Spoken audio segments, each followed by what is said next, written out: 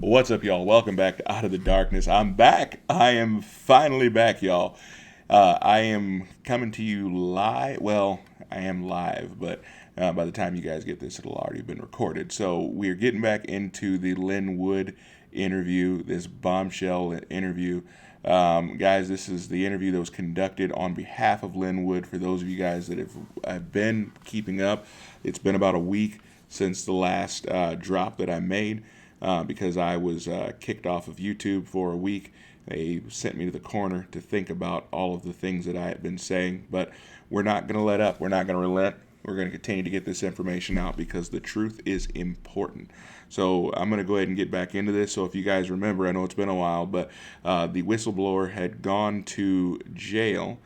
He was released from jail, and then they had gone back on their word, and they were trying to put him back into jail when we left off. So let's get back into it. We're talking about the Obama Biden Department of Justice, or injustice, we might say. But let's get into it. Once again, I'm not condemning anyone. We are simply giving you the information. I trust that you will research these things for yourself and come to your own conclusions. So, the whistleblower is speaking, and he says, and they actually had to drop that charge later because there was just nothing there. There was no anything. There was no drugs, no nothing. The only thing I had was my legal medication that I needed to try and recover from what they had done. Quite a bit of that. And they got the insurance fraud because I was taking one medication that was a single chemical medication. It only had one in it, which was safer for me to absorb.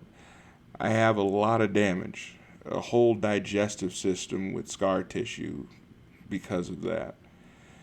They were giving me insecticide and dichlorobus and barium sulfide, and it just ate through my whole system. And now I'm all scar tissue, so I balloon up like this, or I'll drop 50 pounds without thinking about it. It's not an easy balancing act. Anyway, I was getting medication from the doctors, all legal and legitimate, Medicare or Medicaid paying for it, and they changed the formula. They actually sold the patent and changed the formula. All those records are there. They had to do this through the FDA and everything, so it's not like they can hide it. But I couldn't take it. I was taking it and getting violently ill and didn't know why. And we figured out that, they changed the formula and I couldn't take it any longer. So I was getting it while he was trying to find, the doctor was trying to find something that I could take, something that would work. And they said, well, you're not taking it as directed. You have extra insurance fraud. So that's where the insurance fraud came from. And that's what they used for the second incarceration.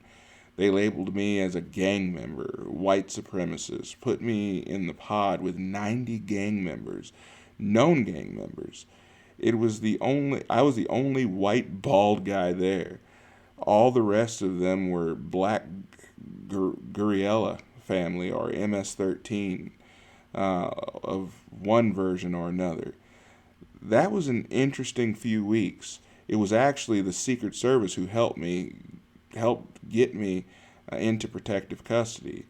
Rod was worried because, inaudible, at the time, he's shutting everything down. This was to get me under control, especially since I went to outside channels.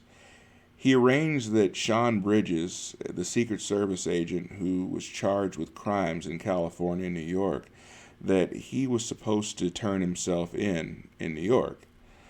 Well, Rod didn't trust him. He knew he's ruthless. He tried to make a deal. So Rod had him arrested and brought into the same facility I was at while he was in Maryland, because he lived in Maryland. But he wanted to know when he was talking, so everything had to go through Rod at that point to control it. And that's how he is. Interviewer. Now, would Bridges be willing to discuss any of this or comment on any of this, or is what you would probably motivate Bridges to interview? What would motivate him? Interviewer. Yeah. Interviewee. He'd want to make a deal, something to benefit himself and some kind of money. Or if you knew previously about the noisy as all thing, you know, like keep it or something. He's going to want some kind of deal, but he can certainly corroborate. He can provide copies as well, but he had multiple copies of different things offline or hard drives or thumb drives somewhere. His wife actually destroyed one by accident. Interviewer. Would Bridges have the Pence tapes? Interviewee. Most likely because he was the one who encrypted it. I know he was handed something like that because I know I copied them. I made the copies. It went to him for encryption, and if he saw something like that, he'd make copies. So, more than likely, he's got them. Interviewer. So, you said is his wife an immigrant or is she an American? Interviewee. I believe she was born here. I actually knew her family longer than I knew him, and they knew my doctor that I was getting information from. They lived very close, just a few minutes away from him, so inaudible. But she's a very talented young lady, but she's just as corrupt and nasty as he is. They're all about the money, Like I said, she was in charge of a couple of copies of stuff he made. Very safe. I mean, he copied a lot of stuff. Not just that, but bank accounts. He's not just blackmail things, but any kind of financials that he could get at, something he could do. A lot of people, a lot of politicians have money hidden overseas. He could find it. He could get into it. So he wanted that. Once he gets down south, if he gets released and gets to the south, man, he's going to rip them all off. Interviewer. Do you know his wife or girlfriend, or it's his wife, you said? Interviewee. Ariana. Interviewer. Has she been? Interviewee. Esposito? Interviewer. Has she been Ariana Esposito, you said? Interviewee. Yes. Interviewer. Has she been involved in any kind of specific crimes that you can tie her to? Interviewee. She provided all kinds of contraband to him, communications to him prior to that.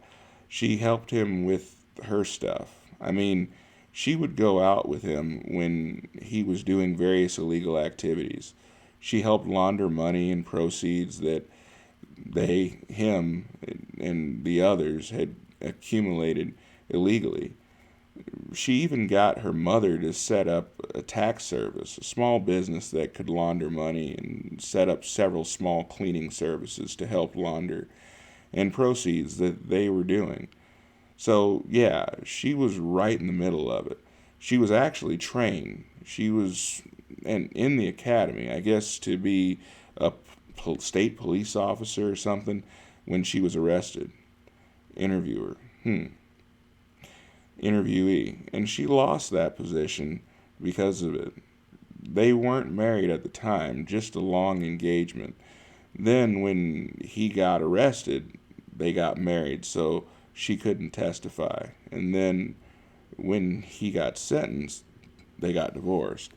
And now it's back to whatever version they have.